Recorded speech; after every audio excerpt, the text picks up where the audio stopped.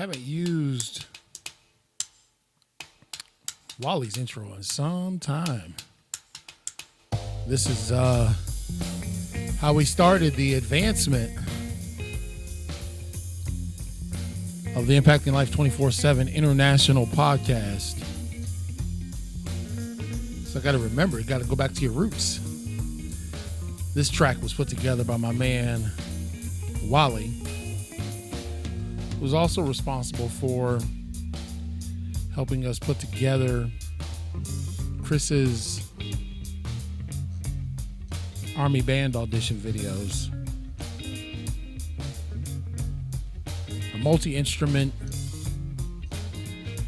multi-discipline talent phenom, my man Wally. And I want to just spend a few moments with you to talk about this thing called work. Because there's all types of discussions about work and what it truly is. There's people out here telling you that you can basically roll over in your bed, stay in your pajamas, and you can collect a check for $3,500 an hour and only put in 2.5 hours worth of work. You know, I'm pretty savvy. I got some mad connections, but I have yet to find that gig. And I can tell you this, that I probably, if it came easy and in lightning speed, I would probably squander it all away. So when you have to work for it, it makes you feel like you got some skin in the game.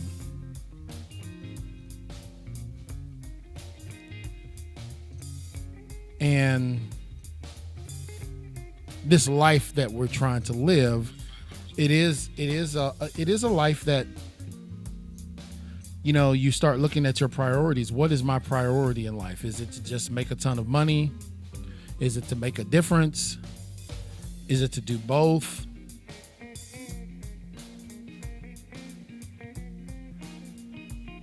Well, I can just confirm to you that at least from my trajectory,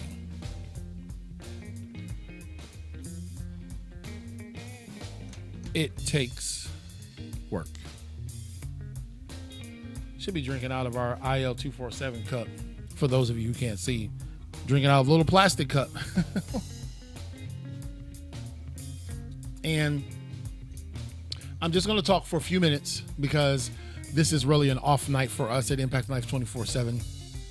And I just like to sometimes get in the studio by myself and just see if I can still pull this off without totally messing up everything. So thank you for passing by.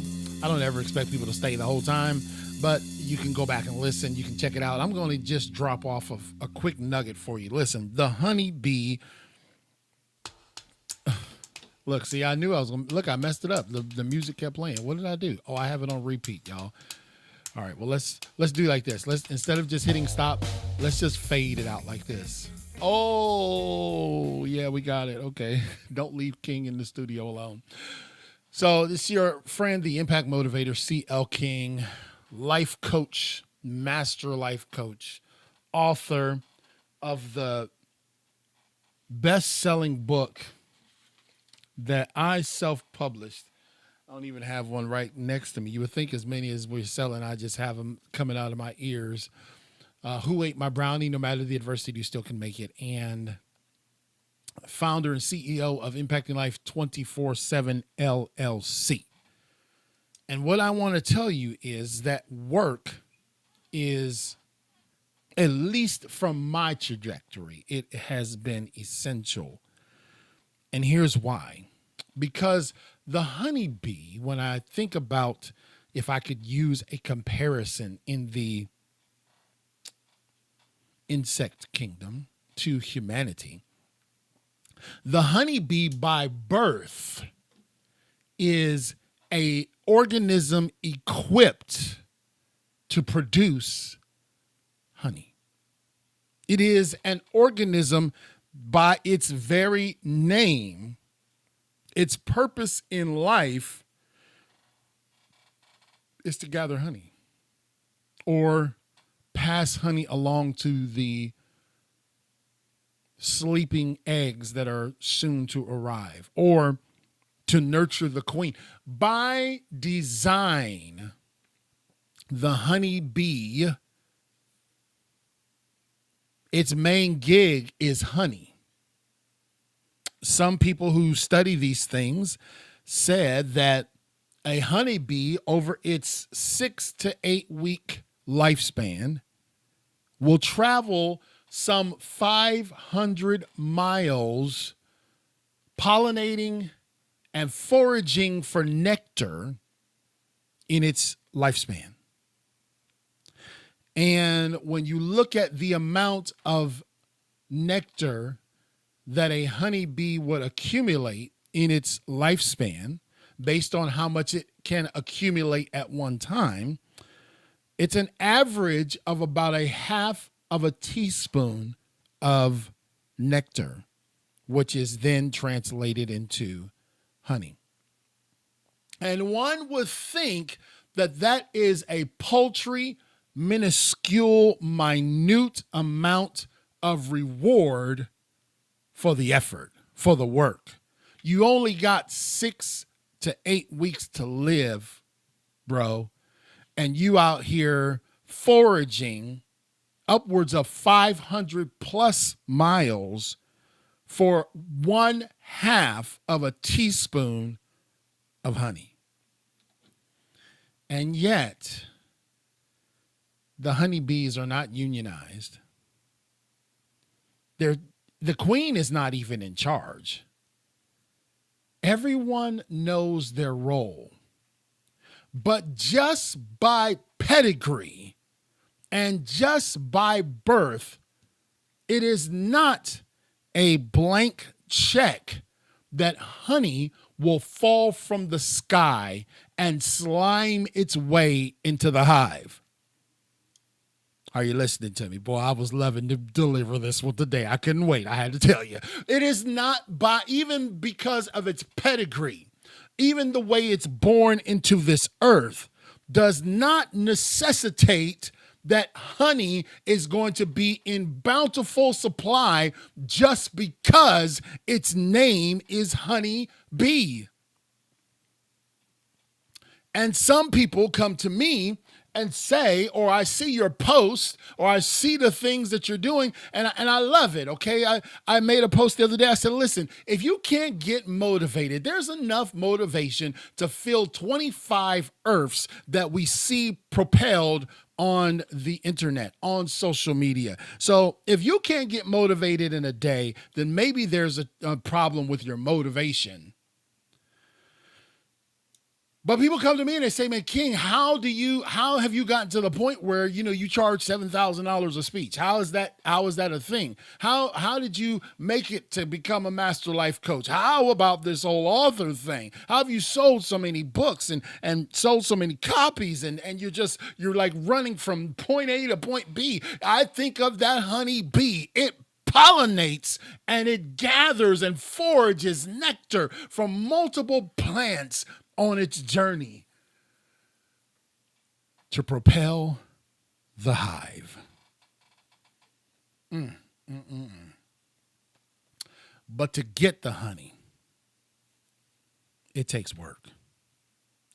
To get the honey, it takes work, even from the honey bee. Well, you don't know who you don't know who my mama is. She the queen, yo.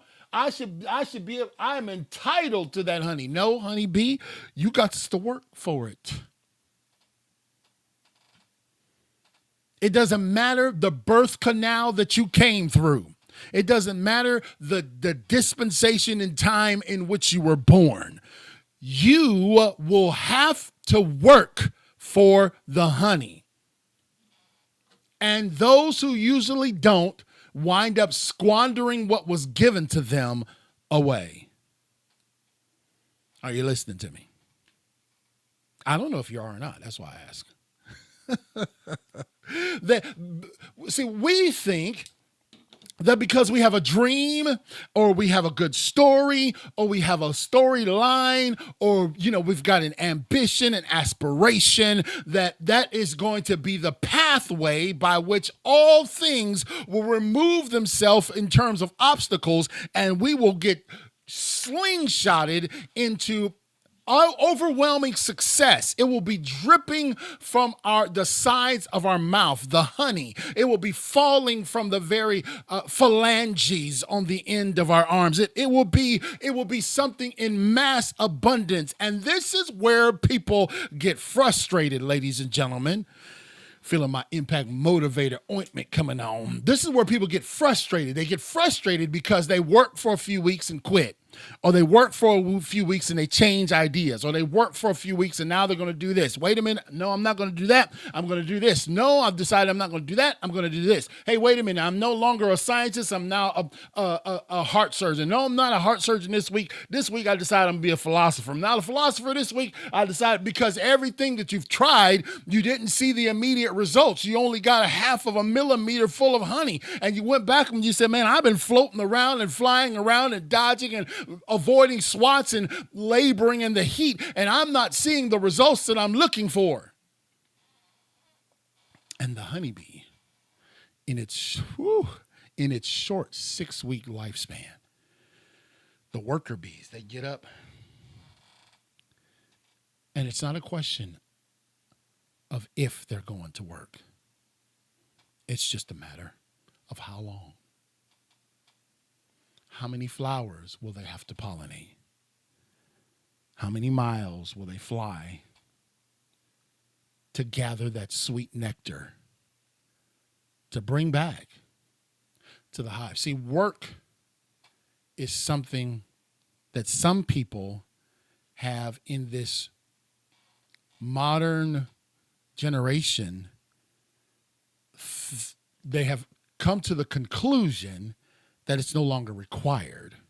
See, when you look at people who were successful, and we measure success differently. We only see it in the silver screens and only see it in the sports arena. Those are the successful people, I suppose. You know what I mean? Because they've got 7 or 8 zeros in their bank account. But when I look at those folks who work for it, like the late Kobe Bryant, I love what he said when his guys wanted to go out and party with him.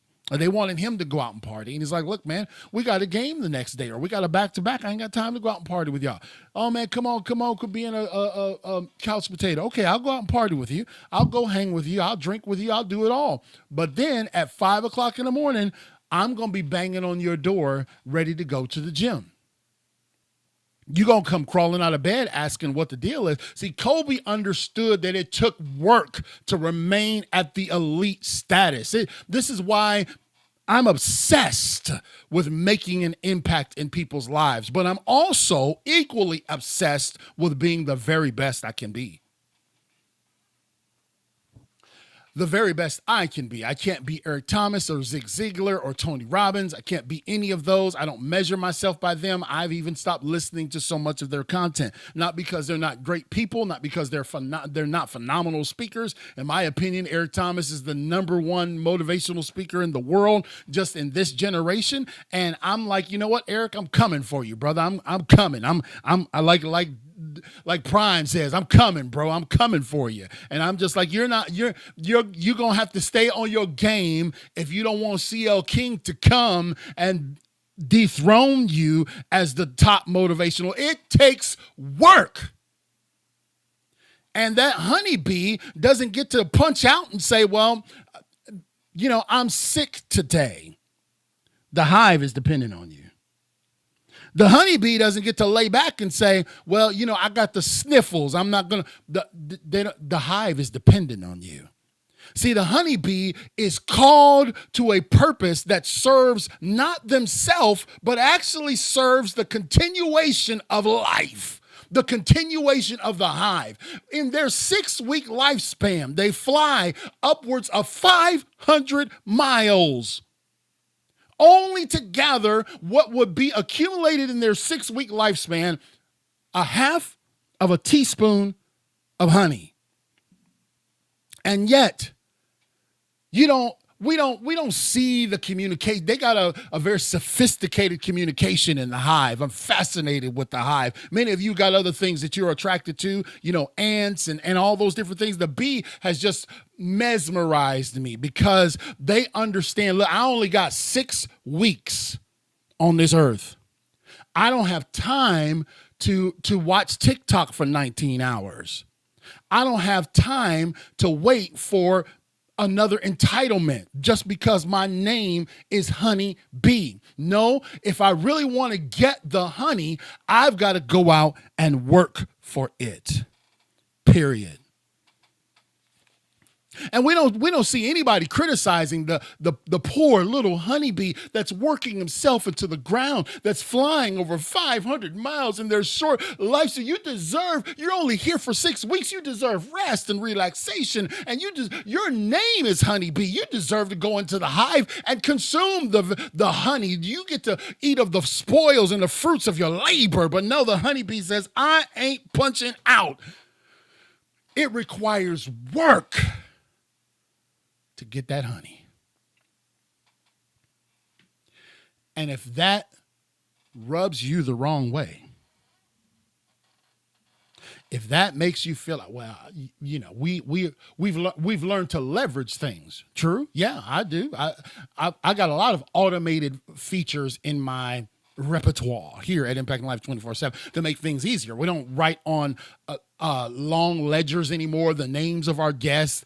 And I don't have I don't have people, sending me something in the mail asking for a copy of my book. It comes in through the Who Ate My Brownie website. Boop, boop. I get notified. Boop, boop. The sale goes into my bank account. Boop, boop. The book goes out from the headquarters right here. I love leveraging. But here's the deal. If I didn't stay on top of it, the book wouldn't go out without me working for it. I got envelopes right over here, right in the studio. Thousands and thousands of,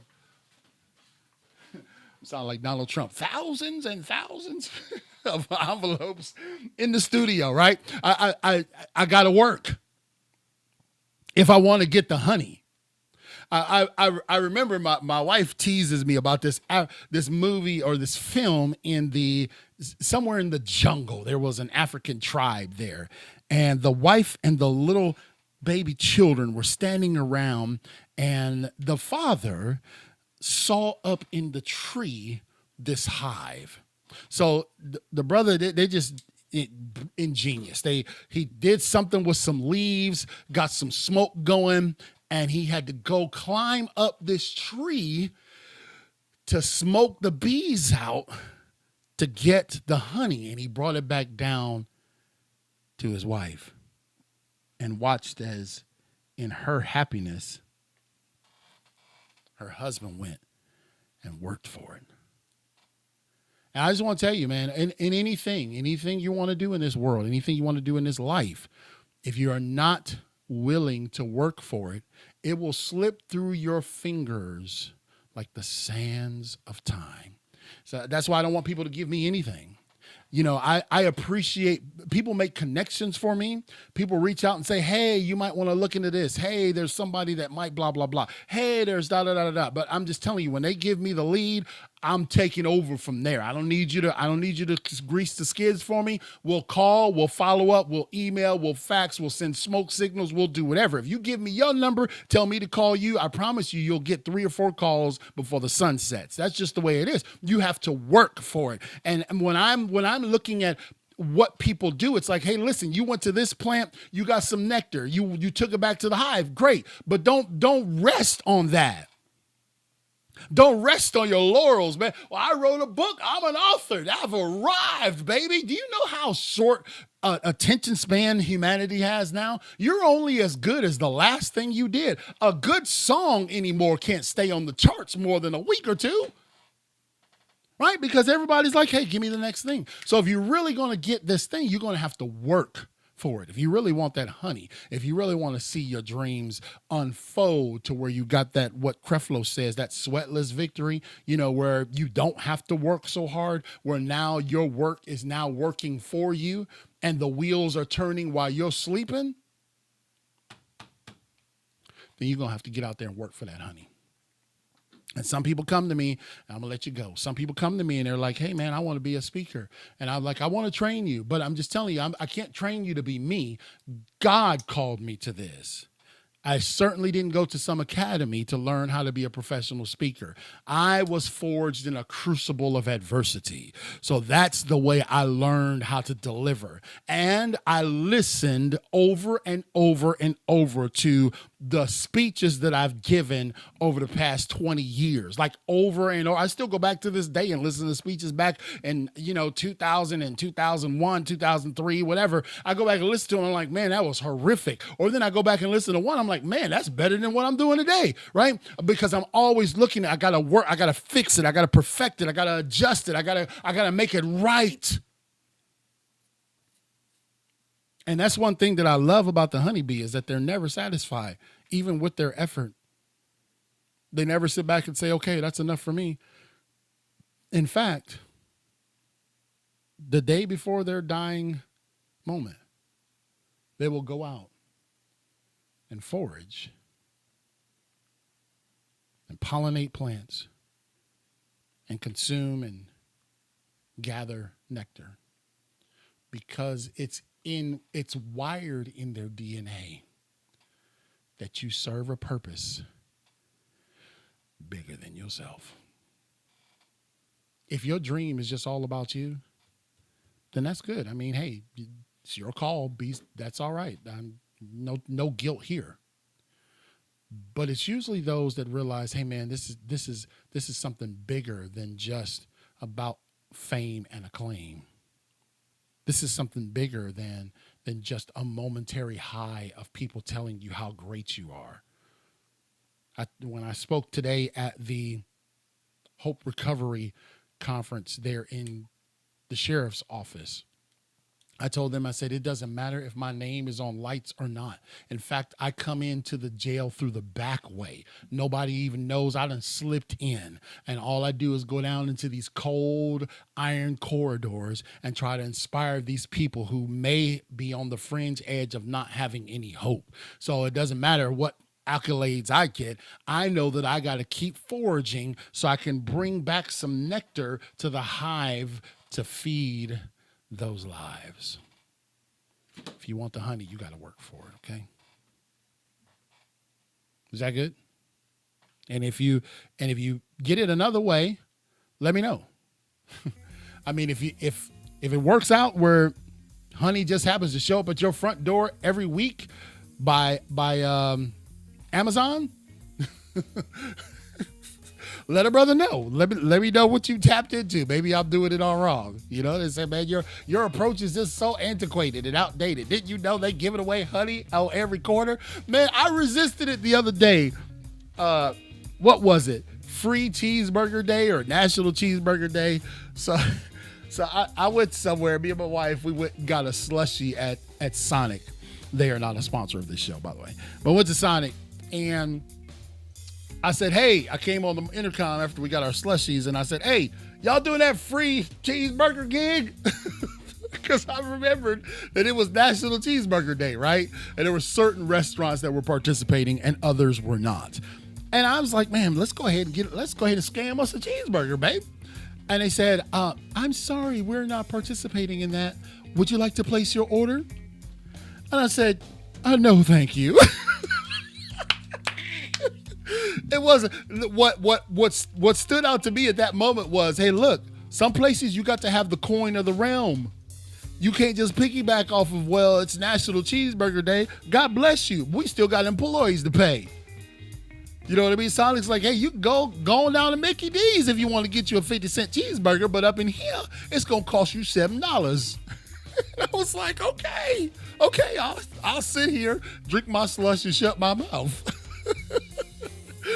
There are some things, ladies and gentlemen, that you just gonna have to work for. If you want the honey, get your carcass up in the morning and go get it. If you're overweight and you're struggling with it, the honey ain't gonna come to you. You gotta go get the honey. The honey ain't gonna be at your front doorstep. It's gonna be waiting on you to go get it. I challenge you that tomorrow, whatever your dream is, think of it as, man, I gotta go and fly to about 300 plants tomorrow and gather up a few millimeters of honey and bring it back. Through time, your work and your effort will pay off, but it'll be paid off for something bigger and greater than just you.